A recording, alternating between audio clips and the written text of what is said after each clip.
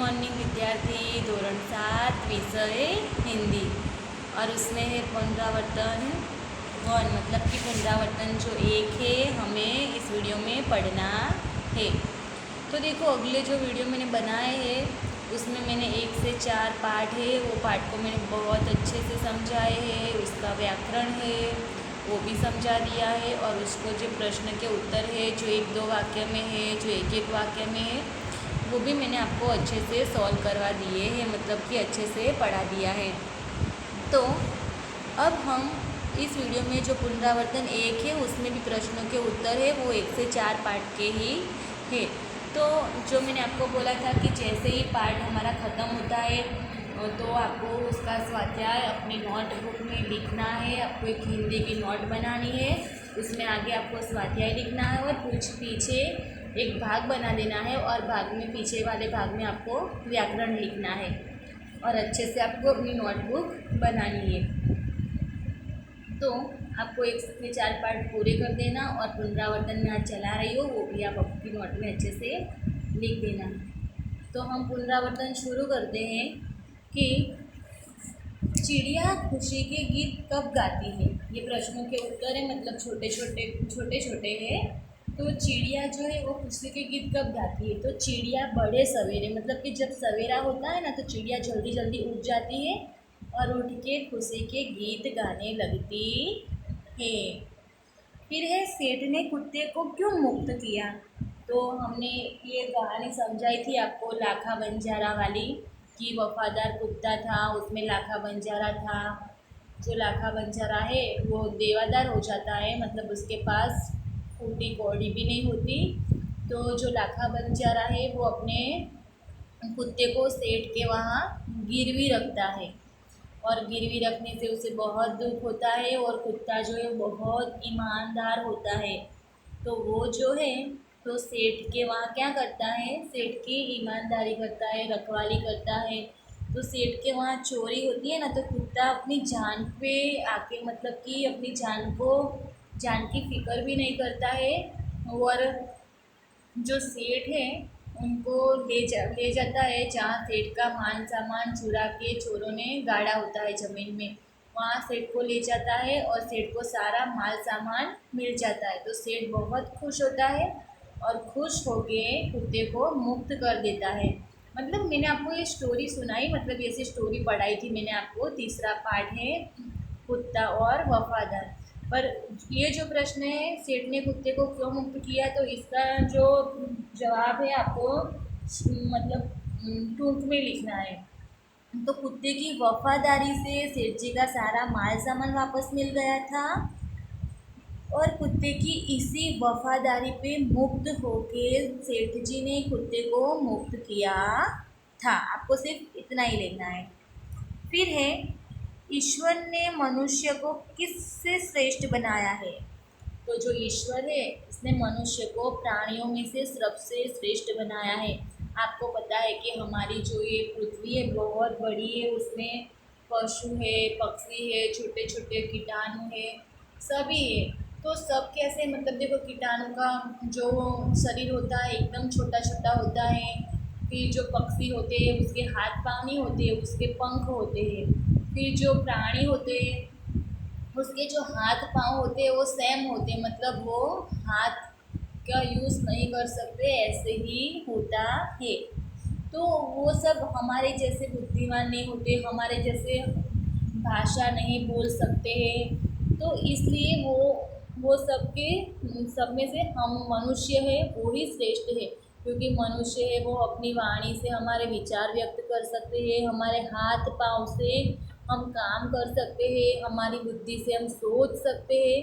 तो ईश्वर क्या कहता है, तो जो कवि है वो, कि ईश्वर ने मनुष्य को अन्य प्राणी से श्रेष्ठ बनाया है, कि हम सब सबसे श्रेष्ठ है, सबसे बेस्ट है। तो अब चौथा प्रश्न देखते हैं हम, कि सेठ ने बंजारे के साथ कौन सी शर्त रखी। तो जो सेठ है उसने बंजारे के साथ कौन सी शर्त रखी थी, तो जब तुम सारे रुपए लौटा दोगे तब तुम्हें तुम्हारा कुत्ता वापस कर दूंगा।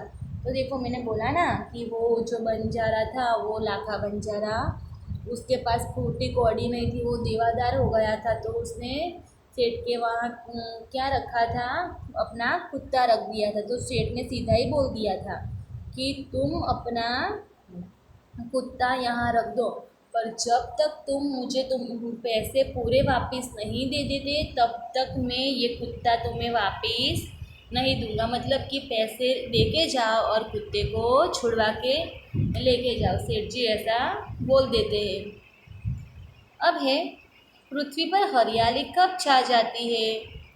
तो हम सबको पता है कि फिर वो बारिश का मौसम होता है और बारिशें आती है तो पानी की वजह से जहाँ देखो वहाँ छोटी छोटी घास निकल आती है, छोटे छोटे वृक्ष निकल आते हैं, तो हमें सभी जगह पे वृक्ष दिखाई देते हैं। तो यहाँ प्रश्न है कि पृथ्वी पर हरियाली कब छा जाती है? तो वर्षा ऋतु में जब छम छम बूंदें गिरती है तब पृथ्वी पर हरियाली छा जाती है।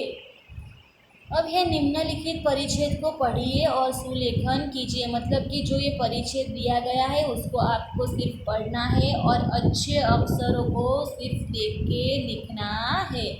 तो क्या लिखा है, हम पढ़ते हैं इसको। हमारे देश का झंडा तिरंगा है। तिरंगा यानी कि 3 रंग का। ऊपर केसरी रंग है, बीच में सफ़ेद रंग है और नीचे हरा रंग है।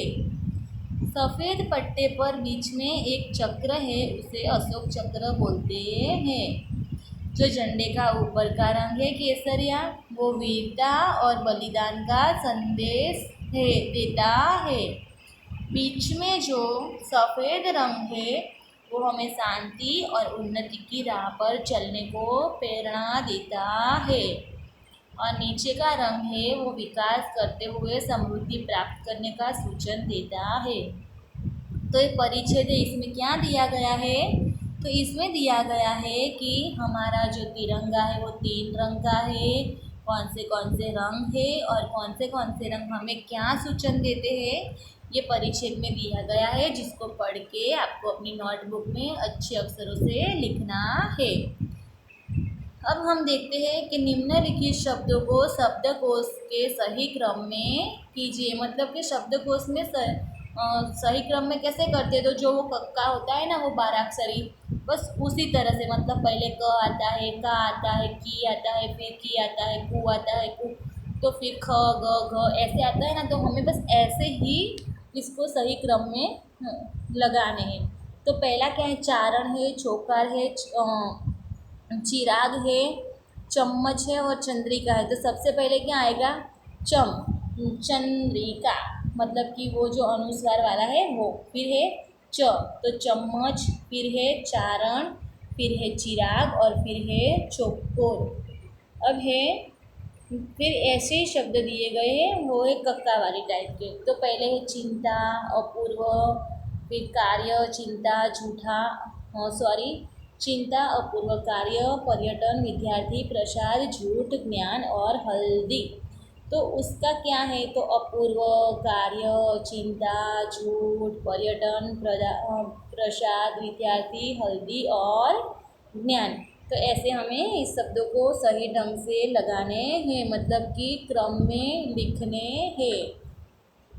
अब है, टीवी देखने से लाभ हानि विषय पर चर्चा कीजिए। तो मैं और आप सब हम टीवी देखते हैं, पर टीवी से हमें क्या होता है? फ़ायदा होता है या नुकसान होता है? वो हमें 5-5 वाक्यों लिखना है। तो आप अपनी नोटबुक में अच्छे से लिख देना। मतलब कि टीवी में हम जो अच्छा देखते हैं उससे हमें फ़ायदा होता है, मतलब कि वो डिस्कवरी होती है, उससे हमें बहुत कुछ जानने को मिलता है। और जो मूवीज़ होती है, कहीं कहीं अच्छी मूवीज़ होती है, वो जो सामाजिक मूवीज़ होती है, उससे भी हमें हमारा समाज का जो वातावरण है वो भी देखने को मिलता है, समझने को मिलता है। और उसके बाद वो टीवी में जो बुरे मूवीज़ भी होते, गंदे गंदे गाने भी होते, तो वो हमें देखना नहीं चाहिए, क्योंकि उससे हमारे दिमाग पे बुरा असर पड़ता है। तो अब हमें क्या करना है कि हमको ये टीवी के लाभ और हानि देखने हैं और आपको इसी विषय पर 5-5 वाक्यों लिखने। तो अब मैंने ये पुनरावर्तन 1 ख़त्म कर दिया है, जो आप अपनी नोटबुक में अच्छे अक्षरों से लिख देना। Thank you.